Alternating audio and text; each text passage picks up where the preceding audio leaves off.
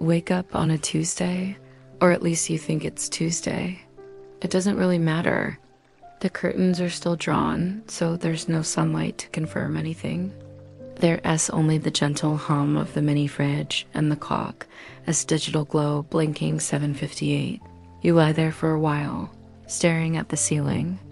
It's off-white, maybe alabaster, or possibly antique vanilla according to the paint can that was never quite emptied. Your arm is still asleep because you slept on it again. You wiggle your fingers and wait for the pins and needles to dissipate. They do slowly, they always do. Eventually, you swing your legs over the side of the bed and lower your feet to the floor. Your slippers are there, waiting exactly where you left them last night. One is slightly more worn than the other, but you try not to let that bother you. You slide your feet into them and stand up. Nothing creaks. That feels like an achievement. The hallway is dim, the thermostat blinking at very respectable 21 degrees Celsius. You wonder briefly if 21 is actually the optimal temperature or just the default. You make a mental note to look that up later, but you know you won't. You head to the kitchen. There's still half a pot of coffee from yesterday. You pour it into a mug and microwave it. As it turns on, the microwave light flickers for a split second longer than usual. You wonder if it's about to die.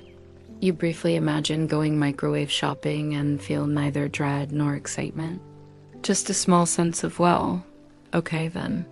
You sit at the table and sip your coffee, now slightly overheated.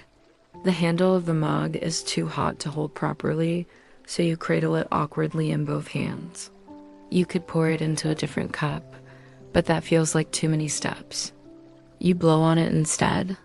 Outside, a squirrel runs along the fence, pauses, and stares in through the window. You stare back. The squirrel twitches its tail. You nod at it in a small, human way, acknowledging that, yes, you both exist in this moment. It vanishes into the hedge. You open your laptop. A notification pings. System update available.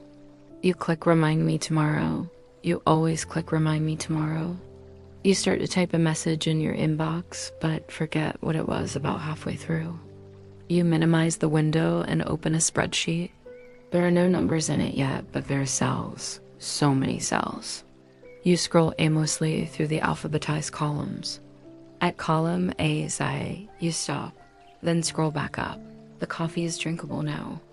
Lukewarm, slightly bitter, just like most of the small decisions you've made this week.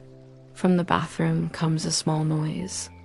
Not a loud noise, just the soft thud of a shampoo bottle falling over in the shower. You didn't touch it. It simply shifted of its own accord. The shelf must be ever so slightly uneven. You don't investigate, you just let the mystery remain. On the windowsill, the spider plant droops in that charmingly passive-aggressive way plants do when they trying to get your attention. You pour a little water into its pot and murmur something encouraging, though you're not sure why. It's unlikely the plant is fluent in human optimism. You open a second tab. It's a recipe for a lentil soup that you've been meaning to try since late February. You scroll halfway down, read nothing, and then close the tab. You look down at your slippers, still on your feet, still exactly where they need to be. You take another sip of coffee, now tepid, and somewhere far away a new email arrives silently.